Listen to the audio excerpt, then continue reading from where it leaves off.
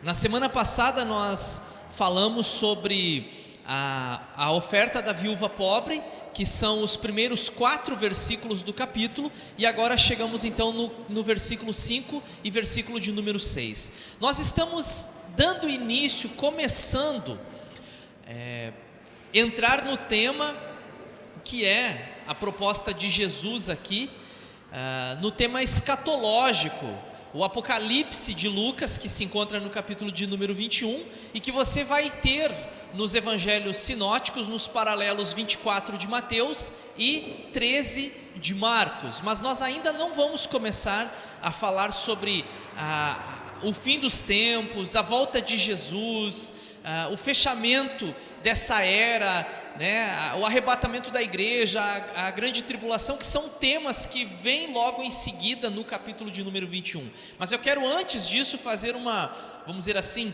uma introdução a esse tema, falando a respeito desse texto, com esse tema que vocês enxergam aí projetado, então, os discípulos e o templo. Se você estava aqui na semana passada, você vai lembrar que Jesus estava onde exatamente? No templo. E aquela senhora, aquela mulher viúva, leva a sua oferta, e Jesus observa as pessoas que estão fazendo as suas ofertas, observa os ricos dando aquilo que sobrava, e observa também a mulher que dava o que ela tinha, o seu sustento todo. E nós falamos na semana passada, se você ficou curioso, você vai ter que esperar depois para, quem sabe, conversar comigo ou tirar alguma dúvida, porque infelizmente nós não gravamos na semana passada, mas mostramos aqui que aquele texto, ele não é um argumento que nós vamos usar para que as pessoas venham dar dinheiro na igreja, e que as pessoas tenham a obrigação de dar o seu dinheiro, de dar tudo que tem na sua carteira, ou coisa desse tipo que às vezes a gente escuta por aí. E falei, obviamente, que a contribuição, ela é bíblica e que ela faz parte da vida de um cristão, de um discípulo de Jesus. Então vamos lá. Aí, ainda no mesmo cenário, eles não mudaram de cenário, eles ainda estão no templo. E nesse cenário acontece o seguinte, é o que nós vamos ler agora. Por favor, João, coloca ali. Tem o texto projetado então para vocês, para aquele que não tem Bíblia em mãos, acompanhar, ou até mesmo quem usa uma versão de Bíblia diferente da que eu uso, que é a Nova Versão Internacional. Alguns dos seus discípulos estavam comentando como o templo era adornado com lindas pedras e dádivas dedicadas a Deus. Mas Jesus disse: disso que vocês estão vendo, dias virão em que não ficará pedra sobre pedra, serão todas derrubadas. Até aqui então, a leitura que nós vamos fazer hoje, que vamos ter como base para a nossa mensagem.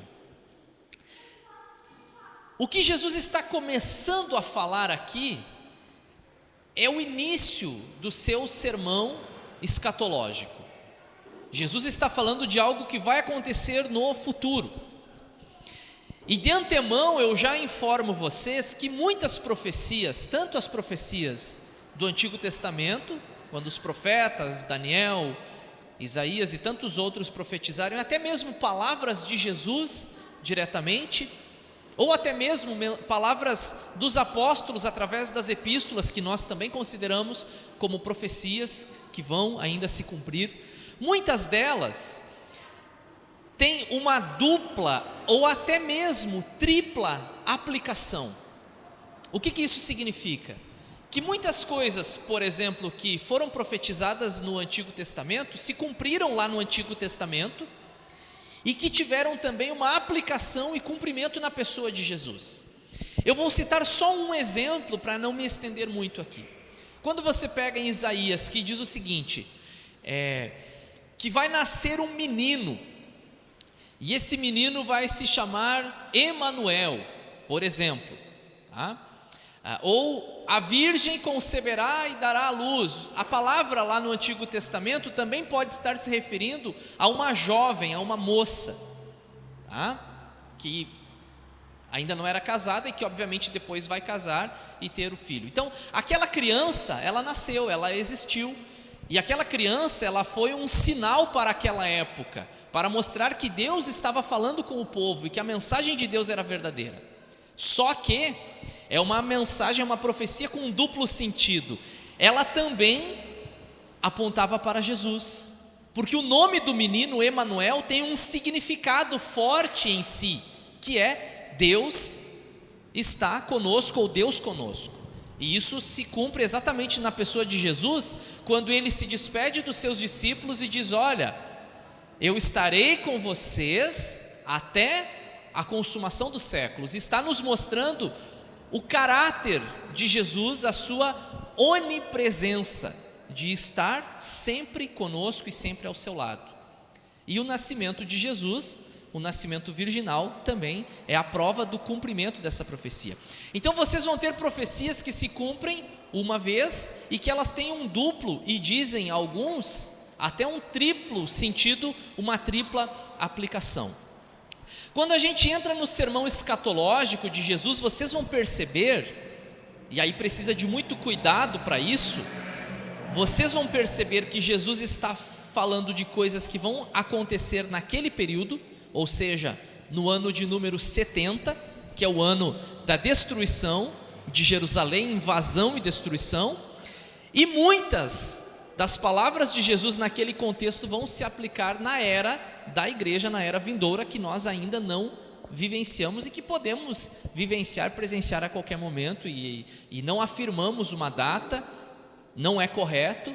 As igrejas comprometidas com o evangelho, elas não dão, Jesus volta no ano 2020, se alguma igreja estiver anunciando isso, ela está em desconformidade com a palavra de Deus, porque não é o nosso papel dizer uma data, um ano, né? Esses dias até eu ouvi uma justificativa, no mínimo engraçada, que Jesus disse a respeito da sua volta, que ninguém sabe a hora nem o dia nem a hora, né? Aí um escritor, ou na tentativa de ser um intérprete da Bíblia, disse assim: bom, Jesus não disse o dia nem a hora, mas ele não fala nada a respeito do ano e do mês. Então nós não podemos afirmar o dia e a hora, mas nós podemos cogitar o ano e o mês, com base nesse versículo. É óbvio que esse versículo, quando Jesus diz ninguém sabe nem o dia nem a hora, Jesus está falando que ninguém sabe quando que vai ser, mas que nós precisamos estar preparados para a sua volta. Essa é a mensagem, né? Aí no começo do seu sermão escatológico, Jesus responde a uma inquietação dos seus discípulos. Uma inquietação não, um comentário. Eles estão diante do templo em Jerusalém, que agora foi construído ou reformado por Herodes o Grande, governador que já é falecido a essa altura do campeonato. O templo, que é o templo onde eles cultuam desde a época de Salomão, no Antigo Testamento, que foi destruído e reconstruído algumas vezes. Esse aqui já é o terceiro templo, né? E aí Jesus diz para eles que aquele templo ali vai ser destruído, que não vai ficar pedra sobre pedra.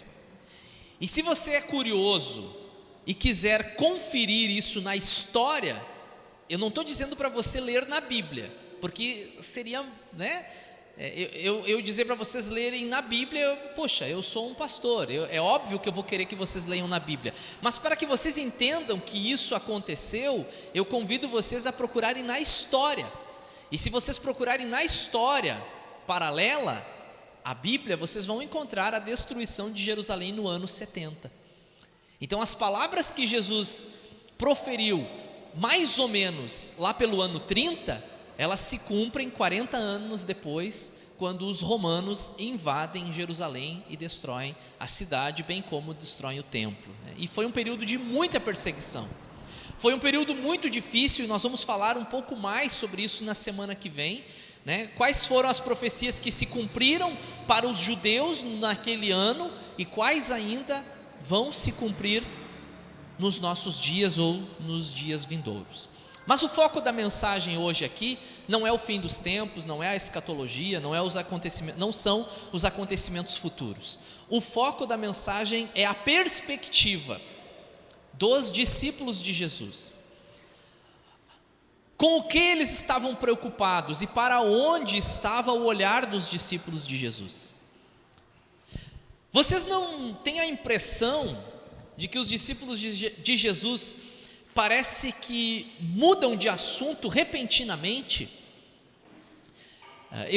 Eu também, como professor, muitas vezes eu tive experiências assim na sala de aula, que o professor está empolgado com a explicação do conteúdo e de repente um aluno ou uma aluna levanta a mão e faz uma pergunta totalmente fora, que não faz nenhum sentido com o conteúdo, e que às vezes a gente precisa tomar até cuidado para não responder de maneira áspera, grosseira, né? Mas de certa forma trazer aquele indivíduo de volta para a realidade, porque eu não sei onde que ele estava, né? Aí Jesus diz assim: vocês estão vendo que todos os ricos dão aquilo que sobra né, no gasofilácio, e essa mulher, ela deu tudo o que tinha. E aí alguém diz assim: puxa Jesus, que prédio lindo, hein? Olha só que pedras, que coisa maravilhosa. Parece que, né, ninguém estava falando sobre isso. Estavam falando sobre as ofertas, sobre a contribuição, sobre a fidelidade, sobre o ato de fé de uma mulher. Mas alguém muda o foco, e o texto não nos diz qual deles fez isso. Mas alguém se impressiona com o tamanho do prédio. Vocês vão ver, tanto em Mateus quanto em Marcos, detalhes diferentes que vão se somar a essa informação. Pedras preciosas, ouro, ou seja lá o que for, que estava na edificação, na construção do templo. E aí é uma pergunta que nós precisamos fazer nessa noite: com o que nós estamos preocupados? Qual é a nossa preocupação como igreja? Qual é a nossa preocupação como povo de Deus? Eu sei, nós nos mudamos recentemente, estamos há pouco mais de um mês nesse novo espaço, e quem conheceu o nosso espaço anterior, sabe que nós demos um salto significativo em questão de qualidade, de tamanho, até mesmo para estacionar os carros, né? Vocês que passavam o maior trabalho para achar uma vaga de estacionamento, agora ficou mais fácil. Enfim, ganhamos em muitos aspectos. E nós nos dedicamos no último mês muito para ter esse espaço aqui, para construir o palco, para colocar flores, para organizar detalhes que precisavam estar prontos no dia da inauguração. E quem acompanhou de perto sabe o quanto que eu trabalhei juntamente com outros irmãos para fazermos toda a elétrica aqui, enfim, tudo que foi necessário ser feito. Mas nós precisamos nos perguntar: qual que é o nosso papel como igreja na sociedade? O que é o mais importante? Eu sei, nós valorizamos o espaço. É importante nós termos um lugar para cultuarmos a Deus, com condições. Agora essa semana nós estávamos aqui verificando o orçamento que vamos precisar para colocar o ar-condicionado aqui. Temos as máquinas, mas vamos precisar do equipamento necessário para reinstalar essas máquinas. E depois vamos descobrir se as máquinas que nós temos são suficientes. Vamos precisar colocar mais uma ou mais duas, enfim. Nós queremos oferecer a todos aqueles que participam com a gente um lugar agradável, uma cadeira confortável, um lugar limpo. E já vou falando também nesse momento da pregação, a gente não tem ninguém contratado aqui para fazer a limpeza, são as pessoas da igreja que fazem. E como é bonito chegar aqui e ver as pessoas limpando, organizando, fazendo isso porque fazem para o Senhor, para a casa de Deus. Mas nós temos que tomar esse cuidado de não colocar o nosso coração aqui. O nosso coração, ele precisa ser de Jesus e não do espaço que nós alugamos. Vocês entendem o que eu estou dizendo? Porque muitas vezes nós percebemos até uma idolatria ao espaço. Muitas vezes pessoas doam e fazem ofertas para a congregação, e depois ninguém pode tirar aquilo dali porque foi a família do fulano de tal que doou. E aí acaba virando maior briga, porque alguém doou lá um vaso de flores para aquela igreja. A igreja já tem 80 anos, mudaram a decoração, aquele vaso não combina mais, mas não pode tirar o vaso porque foi o bisavô da irmã fulana de tal que doou aquele vaso de flores. E se tirar o vaso de flores, as pessoas vão sair da igreja porque tiraram lá o legado da família delas. Gente, eu não estou falando em situações hipotéticas, eu estou falando de coisas que acontecem no meio da igreja. Eu estou falando de coisas que são reais. Uma família, conhecidos meus, saíram da igreja onde eles congregavam, porque na antiga igreja eram bancos de madeira, aquele banco comprido que coloca lá 6 pessoas. Aí o pastor tirou os bancos, colocaram cadeiras. Não, igreja tem que ter banco. Imagina que eu vou congregar num lugar que não tem banco. Os bancos é que são abençoados. Aí as pessoas saíram. Nós precisamos nos perguntar onde que está o nosso coração, o que é mais importante, onde que nós vamos investir os nossos recursos. Esse ano nós não fizemos a nossa campanha de missões, mas se preparem, a partir do ano que vem nós vamos fazer as campanhas de missões que são propostas pela nossa denominação em maio e em setembro, e vamos levantar recursos e investir no campo missionário. Por que nós vamos fazer isso? Porque é a vontade de Deus, porque isso é fazer a obra de Deus, e também porque até bem pouco tempo atrás essa igreja era um campo missionário, e ela existe porque outras igrejas comprometidas com o evangelho faziam a sua contribuição, e nós ficamos aqui quase que 4 anos recebendo esses recursos, até conseguirmos ter os recursos próprios para fazermos o nosso trabalho aqui. Então, a partir do ano que vem nós vamos investir em missões, conforme proposto pela nossa denominação. Eu quero que vocês olhem comigo alguns textos que eu vou compartilhar, e juntamente desses textos algumas ideias também. Esse primeiro texto se encontra em João, capítulo de número 4, versículo de número 35, que nos diz assim: vocês não dizem, daqui a 4 meses haverá a colheita? Eu lhes digo, abram os olhos e vejam os campos, eles estão maduros para a colheita. Esse versículo é um diálogo de Jesus com os seus discípulos, na entrada de Samaria, quando por volta do meio-dia Jesus senta e pede água para uma mulher que está tirando água do poço. Os seus discípulos haviam ido buscar alimento na cidade, e quando eles voltam, eles percebem que Jesus está conversando com essa mulher e ficam ali sem querer questionar por que ele falava com essa mulher, aspectos culturais daquela época. E aí dizem para Jesus: coma alguma coisa. E Jesus responde: eu tenho uma comida para comer que vocês não conhecem. E aí eles pensam: como assim? Será que alguém lhe trouxe alguma coisa? E aí Jesus continua o seu discurso e diz, a minha comida é fazer a vontade daquele que me enviou e concluir a sua obra. Vocês não dizem que faltam 4 meses para a colheita? Eu digo para vocês, os campos estão prontos para serem colhidos. Do que Jesus estava falando? De trigo, de cevada, de milho? Não, ele estava falando de vidas, ele estava falando de pessoas. E a colheita é a pregação do evangelho, é o pescar de Jesus. Jesus disse para os seus discípulos, para Pedro especialmente: eu vou fazer de vocês pescadores de homens. É essa pesca, é essa colheita. Mas o foco, o detalhe principal nesse texto está na frase: abram os olhos e vejam. Se você usa a Almeida diz: levantem os olhos. E as duas traduções, elas são muito significativas, porque você precisa abrir os seus olhos para as reais necessidades do reino de Deus. Eu preciso abrir os meus olhos para as reais necessidades do reino de Deus e para a verdadeira missão da igreja. Muitas vezes nós estamos com os nossos olhos vendados, fechados, nós não enxergamos as necessidades do mundo no qual nós vivemos. Nós estamos preocupados com tantas coisas que não são preocupação de Deus. Nós estamos discutindo por assuntos que não fazem parte da pauta de Deus. Deus não está preocupado. E muitas vezes nós estamos, e eu tive que amadurecer muito nesse sentido, nós estamos discutindo liturgia da igreja, número de músicas, estilos musicais,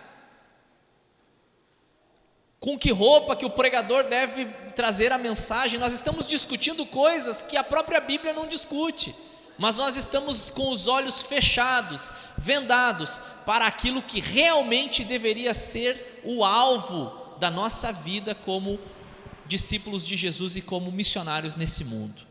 Abram os olhos de vocês. E se nós pegarmos a segunda alternativa da Almeida Atualizada, que diz: levantem os olhos. O que acontece quando nós olhamos só para baixo? Quando nós estamos só olhando ao nosso redor, nós não conseguimos enxergar além. E muitas vezes nós estamos assim, até mesmo na nossa vida pessoal. Nós nos apegamos aos nossos problemas, nós ficamos ali presos e nós não conseguimos enxergar nada além daquilo. E o convite para nós hoje é: abram os olhos de vocês, ergam os olhos de vocês. Sabe o que acontece quando eu ergo os meus olhos? Eu descubro que existe um mundo além da minha própria vida do lado de fora. Quando eu ergo os meus olhos, eu descubro que existem problemas muito maiores do que os meus. Eu descubro que existem pessoas que precisam muito mais de ajuda do que eu. Eu li um livro há um tempo atrás, aquele conhecido livro do Rick Warren, com o título Uma Vida com Propósito. Muitas pessoas já leram, acabou se tornando um best-seller. E ele diz que as pessoas, elas entram na igreja se perguntando: quem aqui nessa igreja vai resolver os meus problemas? Quem aqui nessa igreja vai me ajudar a lidar com os meus problemas? Porém, nós deveríamos entrar na igreja nos perguntando: quem aqui eu posso ajudar a resolver os problemas? Os problemas de quem eu posso resolver aqui? Só que nós estamos olhando só para nós e nós esquecemos do outro. E a mensagem de hoje nos diz: abram os olhos de vocês, vejam, os campos estão prontos para serem colhidos. Quantas pessoas precisando ouvir uma mensagem de fé, quantas pessoas precisando receber uma oração, receber uma palavra de ânimo, receber um abraço. Hoje em dia está um pouco difícil, né? Mas quando passar isso, a gente vai fazer aquele evangelismo do abraço grátis, tá? Porque a gente ficou tanto tempo sem abraçar que a gente vai poder matar a vontade de abraçar todo mundo aí pela rua. Mas você não precisa do contato físico, você pode mandar uma mensagem, fazer um telefonema: como é que está? A família está bem? Fiquei sabendo que você esteve doente, estou orando por você.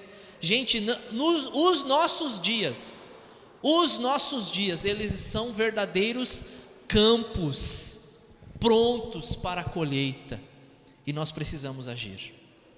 Vamos para mais um texto, João. Esse texto também no Evangelho de João, capítulo de número 9, é aquele texto do cego de nascença. Ao passar, Jesus viu um cego de nascença. Seus discípulos lhe perguntaram: mestre, quem pecou, este homem ou seus pais, para que ele nascesse cego? Disse Jesus: nem ele nem seus pais pecaram, mas isso aconteceu para que a obra de Deus se manifestasse na vida dele, ou, em outras versões, a glória de Deus se manifestasse nele. Por que eu trouxe esse texto aqui para compartilhar com vocês? Porque às vezes nós somos injustos, na maioria das vezes, nós somos injustos no nosso julgamento. Muitas vezes nós somos injustos no nosso juízo. Eu presenciei algo essa segunda-feira, a última segunda-feira. Estava na rodoviária, e aí você sabe, né, que cada vez mais as ruas estão cheias de gente pedindo ajuda, mendigando. E aí um cidadão pediu um apoio, uma ajuda. E há muito tempo eu tomei um posicionamento pessoal. Eu estou compartilhando com vocês algo pessoal, não é uma regra, não estou dizendo que vocês tenham que fazer igual, mas se eu posso, eu dou um alimento, não dou dinheiro, porque a gente sabe que infelizmente as pessoas acabam usando para droga ou outras coisas, mas um alimento, se eu tenho, eu não me nego em dar. E aí o senhor pediu: estou com fome, isso e aquilo. Não, vamos ali no bar ali, eu lhe compro um alimento. E comprei um alimento para ele, e ele se foi. E eu ouvi o comentário de duas senhoras que estavam a alguns metros de nós, e uma disse assim para a outra: eu não ajudo, se está nessa situação é porque mereceu isso. Ok, é a opinião dela, né? Mas eu não sei o que levou essa pessoa a chegar onde ela chegou. Eu não sou juiz dessa causa. E eu fico pensando, diante de Deus, em que eu sou melhor do que ele? E se não fosse a graça de Jesus, onde eu estaria? Às vezes nós somos severos demais, duros demais no nosso juízo. Olha só, tem um cego pedindo esmola e os discípulos já vêm perguntando: quem é o pecador na história? É ele? Ou foram os pais dele que pecaram para que ele nascesse assim? Quantas vezes nós cometemos esse erro no passado? Eu acho que hoje as pessoas têm a mente um pouco mais aberta em relação a isso, né? Quando você vê alguém que nasceu com uma deficiência e alguém dizia que foi um castigo para a família ou coisa desse tipo, e na vinda para cá, a minha filha me perguntou isso no carro. Acho que ela viu alguma cena na televisão de gêmeos siameses e ficou muito impressionada com aquilo, né? E ela disse para nós no carro, ela disse para mim no carro: pai, eu não vou querer ter gêmeos, porque eles podem nascer com a barriga colada, e aí depois tem que fazer a cirurgia. E aí a minha resposta, não sei se foi a resposta mais certa do mundo, mas a minha resposta foi: filha, quando uma mulher está gestando, está grávida, é obrigação do papai e da mamãe orarem pela criança. Mas se acontecer, Deus vai dar sabedoria e graça para a família para lidar com aquela criança especial. É uma situação difícil. Quem é que tem uma resposta para isso? Quem é que tem uma resposta para isso? Nós temos amigos, pastores que têm uma criança com deficiência, e qual que é a resposta para isso? Eles não servem Deus? Nós não temos uma resposta para isso, mas nós muitas vezes somos severos no nosso juízo. Então vamos tomar cuidado com o juízo que nós fazemos. E qual foi a resposta de Jesus? Olha, ninguém pecou para que ele nascesse assim, mas através disso Deus manifesta a sua glória. E é isso que nós precisamos entender em relação às nossas fraquezas e limitações, que pode não ser a cegueira, mas pode ser qualquer outra. Através da nossa fraqueza, Deus manifesta a sua glória, a sua graça e o seu poder nas nossas vidas. Onde está o nosso olhar? Quando você vê uma pessoa, o que você pensa? Nós precisamos corrigir isso em nós, nós precisamos enxergar ali um alvo da graça de Deus, um campo a ser colhido, semeado e colhido, uma ovelha perdida a ser resgatada. Esse que deve ser o nosso olhar, e não um olhar de juízo, não aquele que se alegra com a desgraça do outro, que diz: bem feito, mereceu. Que tipo de cristãos seríamos se assim pensássemos? Vamos para mais um texto, João. E agora, esse texto aqui, em Atos, capítulo de número 3, versículo de 1 a 4, ele é bem semelhante ao texto anterior. A deficiência é outra. Agora não é cegueira, agora é um problema nas pernas, é um aleijado, é um coxo.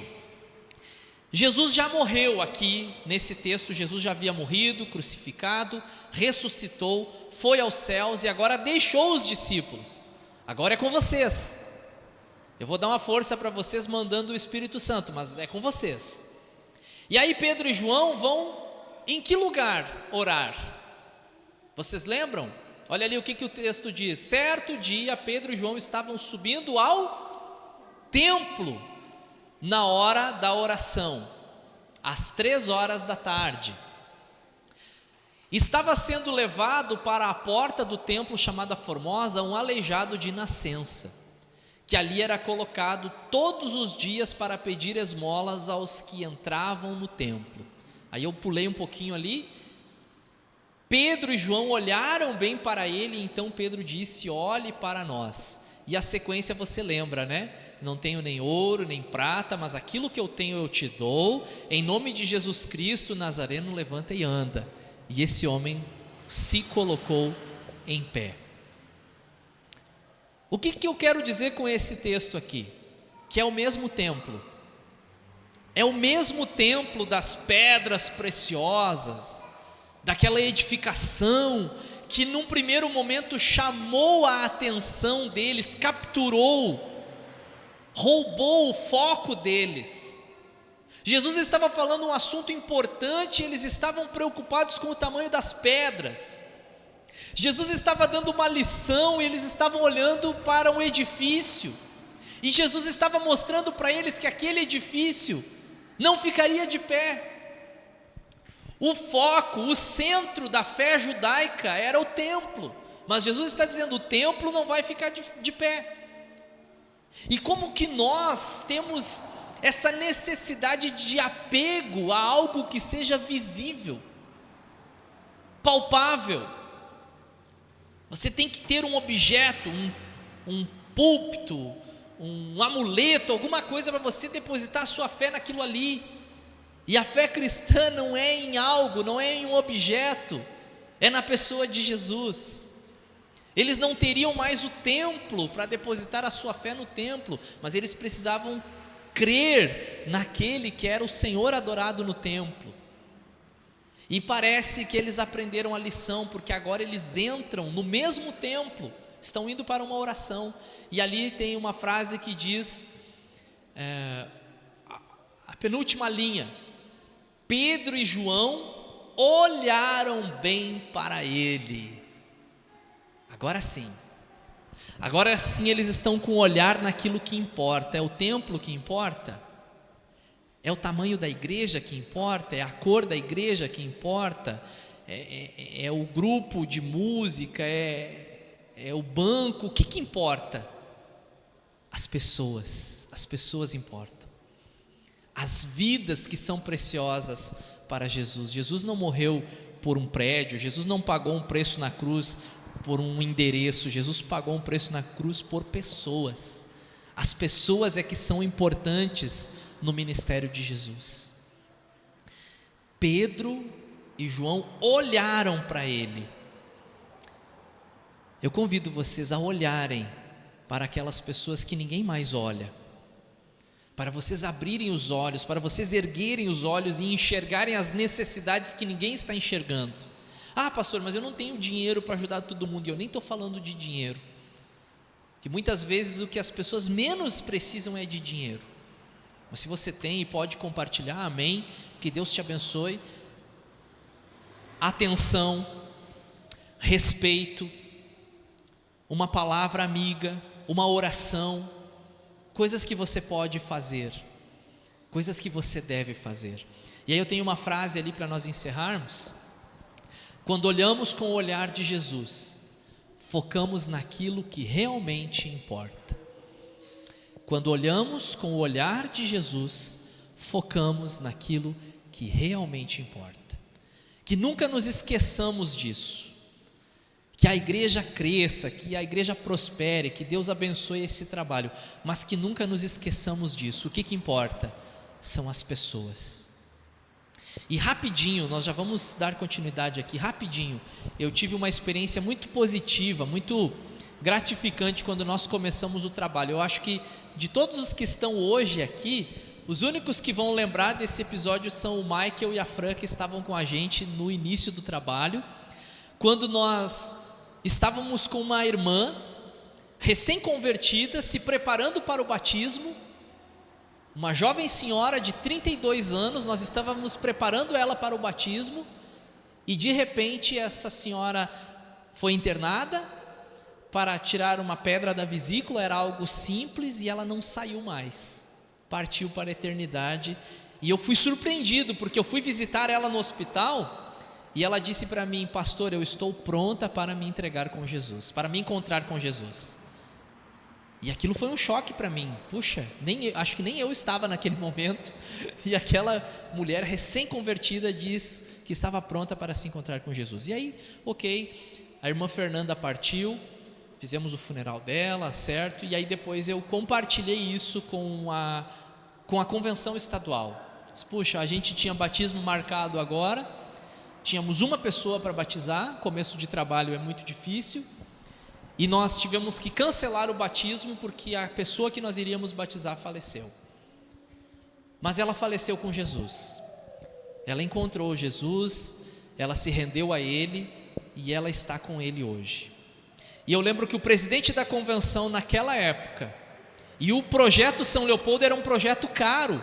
Nunca na história da Convenção Batista Independente aqui no estado do Rio Grande do Sul se fez um projeto missionário tão caro. Naquela época era 10 mil por mês. Era por isso que muita gente foi contra o projeto São Leopoldo, porque foi muito caro.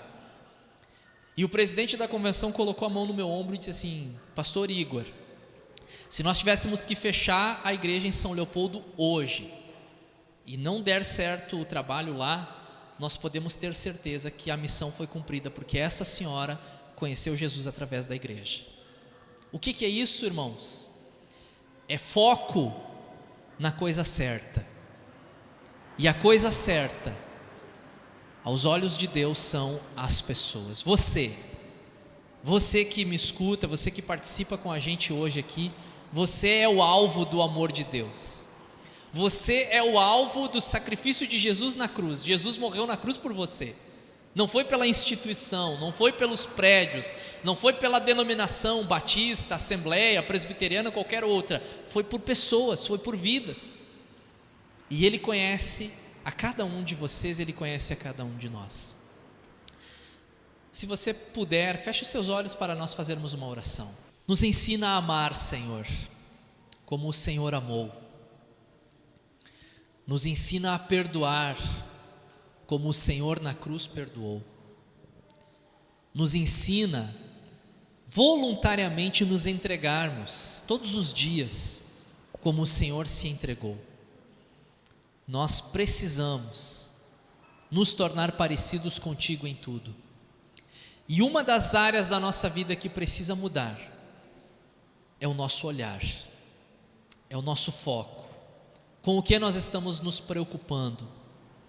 Com coisas que realmente estão no teu coração ou com coisas que preocupam apenas a nós mesmos? Nos ajuda, nós precisamos desse discernimento, desse entendimento para olhar como Jesus olhou, para ter em mente aquilo que estava no coração de Jesus e na mente de Jesus. E a palavra de Deus nos diz isso, que nós devemos ter o mesmo pensamento de Jesus. E o apóstolo Paulo também diz: nós temos a mente de Cristo. Que possamos nos despir, nos desprender de objetos, de coisas que possam nos atrapalhar a ter uma vida centrada no Teu Evangelho, Senhor. É muito bom estar aqui, é muito bom o lugar que estamos, mas se as pessoas não estiverem aqui, esse lugar não faz nenhum sentido. Ele só é a igreja porque as pessoas estão aqui. Então o mais importante que nós temos hoje aqui são as pessoas. Nos ajuda a permanecermos firmes em Ti, Senhor. E aquele que está ouvindo a Tua palavra hoje também, que possa ser tocado e que os seus olhos possam ser abertos e o seu coração se render nas Tuas mãos. É o que eu te peço, Pai, em nome de Jesus. Amém e amém.